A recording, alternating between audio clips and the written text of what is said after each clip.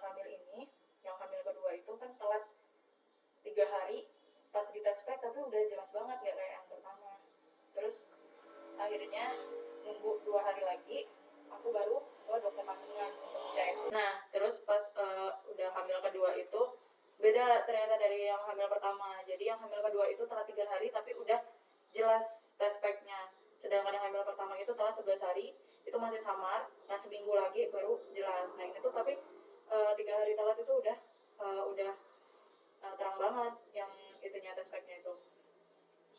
Terus itu kan dapat kegugurannya itu pertengahan April, Mei-nya itu aku masih dapat haid, terus Juninya ternyata hamil lagi. Nah di situ pas dari tes pack telat 3 hari itu, 2 hari selanjutnya baru cek ke dokter kandungan. Pas dicek ternyata emang sudah detak kantung, tapi emang masih kecil. Nah kata dokternya suruh balik lagi bulan depan. Nah sementara kan yang hamil pertama itu juga sama dokter itu, jadi dokter itu udah tahu riwayat aku kan udah pernah keguguran gitu. Nah jadi sama dia dikasih obat penguatnya itu lebih gede dosisnya dari yang hamil pertama. Jadi yang hamil pertama itu dikasih Utrogestan 100 mg, yang hamil kedua itu dikasih Utrogestan yang 200 mg. Nah selain dikasih obat penguat juga dikasih vitamin, itu waktu itu dikasih merek Vitamam. Nah pas udah dari dokter, pas di rumah itu kan rutin minum itu, jadi paginya minum vitamin, terus malamnya minum Utrogestan. Diselang-seling juga satu hari kadang aku minum susu Prenagen, kadang sehari 2 kali atau sehari sekali. Nah pas itu perkembangannya seminggu 2 minggu itu saya udah ngerasa morning sickness, ngerasa mual, bahkan mualnya itu sampai berlebihan, sampai minum air putih saja itu bikin mual. Nah kalau hamil yang pertama itu sama sekali nggak ngerasa, tapi yang hamil kedua ini ngerasa mual parah gitu. Terus habis itu tetap harus ada nutrisi kan, kita makan itu biar sehat janinnya gitu, biar perkembangannya bagus. Nah tapi itu sempat saya ngalamin mual muntah yang berlebihan, kayak makan itu harus yang benar-benar aku pengen gitu, kalau nggak pengen ya benar-benar nggak pengen makan gitu. Dan rasanya itu masih tetap kenyang tapi sebenarnya nggak ada yang dimakan gitu, sampai mual, sampai muntah yang benar-benar keluar semua, habis makan keluar gitu.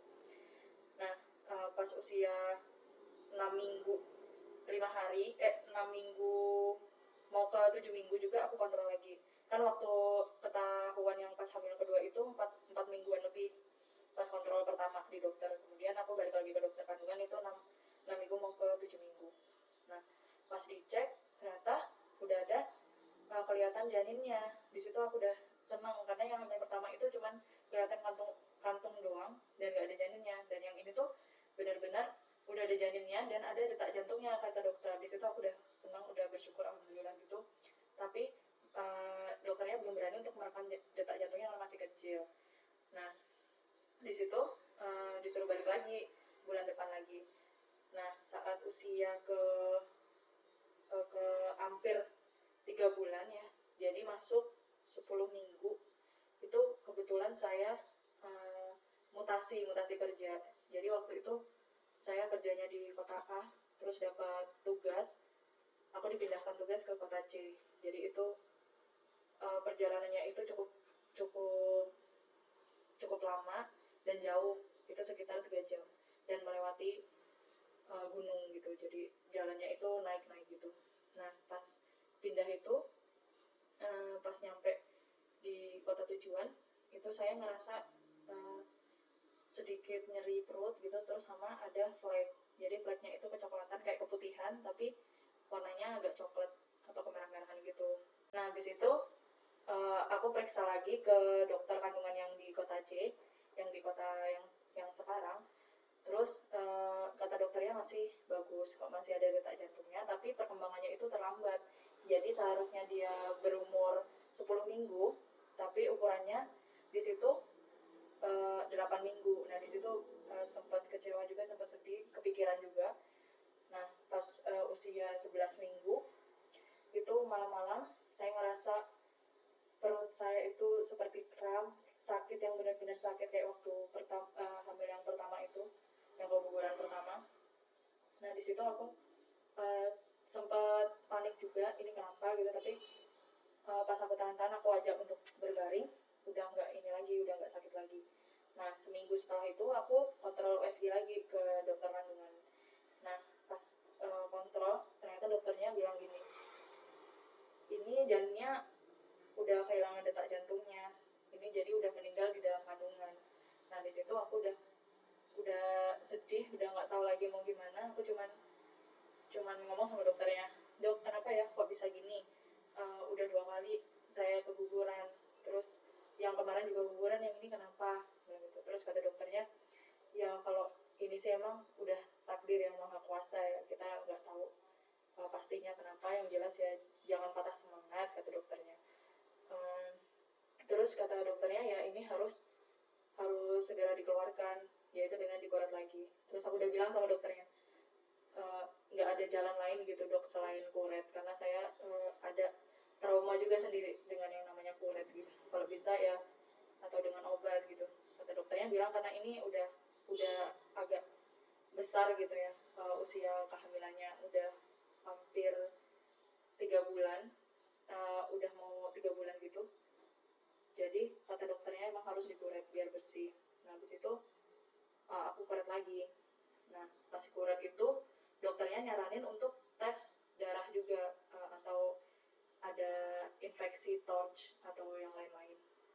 Nah di situ untuk kuret yang kedua itu prosedurnya sebenarnya sama sih sama yang pertama, cuman aku kuretnya itu beda rumah sakit. Jadi yang kuret pertama itu di rumah sakit tempat kerja yang lama, kemudian yang kuret kedua di tempat kerja rumah sakit di tempat kerja yang baru.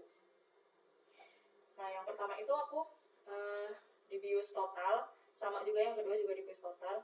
Tapi untuk yang pertama karena udah pendarahan, jadi udah ada pembukaan gitu istilahnya, jadi nggak perlu lagi untuk dibuka lagi jalur lahirnya itu supaya mudah untuk dikuret. Nah jadi cuma dimasukin obat aja. Yang pertama itu dimasukin ke vagina, habis itu semalam nginep obatnya, paginya baru dikuret. Nah yang kedua itu harus ada pembukaannya dulu, jadi dimasukin alat yang namanya laminaria. Laminaria itu dari rumput laut gitu, jadi dimasukin ke dalam mulut rahim supaya mulut rahimnya itu kebuka. Itu benar-benar sakit banget semalaman itu, ngerasain sakit mules kayak mau dapat menstruasi hari pertama, tapi ini lebih parah sakitnya, lebih senggugut parah gitu loh, sampai semalaman itu nggak bisa tidur. Nah baru yang paginya dieksekusi juga. Nah jadi kesimpulannya yang hamil pertama itu hamil kosong, jadi cuma ada kantungnya saja, sedangkan janinnya itu nggak ada. Jadi janinnya itu nggak berkembang. Itu bisa jadi karena kelainan kromosom. Pas pembelahan sel telur dan spermanya itu nggak bagus gitu. Nah yang kedua itu kata dokternya fetal death, jadi janin itu meninggal di dalam kandungan. Nah saat itu kan sudah ada detak jantung, tapi pas USG lagi, pas dicek lagi umur 11 mau ke 12 minggu itu janinnya detak jantungnya sudah nggak ada. Nah di situ kan disarankan sama dokter untuk cek darah itu untuk kita tahu apakah ada terinfeksi torch atau yang lainnya, karena biasanya kalau keguguran berulang itu akibat dari terinfeksi, bisa aja karena terinfeksi virus torch. Nah di situ kan waktu kuret itu sebenarnya untuk proses kuret itu sama sekali nggak sakit, karena kita cuman yang sakit itu pas proses menuju kuretnya. Kalau misalnya belum ada pembukaan dan belum pendarahan, itu kita harus dimasukkan laminaria, itu benar-benar sakit semalaman, itu nggak bisa tidur, mules perutnya. Nah pas kuretnya itu sama sekali nggak sakit karena kita dibius total. Jadi proses kuretnya itu sekitar 5 menit sampai 10 menit. Nah habis itu kita menunggu untuk sadar. Setelah itu kalau keadaan sudah pulih, kita sudah buang air kecil, sudah nggak ngerasa sakit atau ngerasa badan kita udah sehat lagi, itu boleh pulang. Nah di situ langsung saya waktu itu ngambilnya itu umum ya, jadi nggak pakai BPJS. Itu biayanya sekitar 3-4 jutaan. Nah waktu itu kebetulan kami habis biaya itu, yang pertama itu 4 juta, yang kedua juga 4 jutaan gitu. Jadi sama aja sih, kurang lebih 4 jutaan gitu. Nah terus habis itu disuruh tes darah, itu kita diambil sampel darahnya itu lewat tangan, diambil sampel darahnya. Terus tapi waktu itu di sini, diambilnya di sini.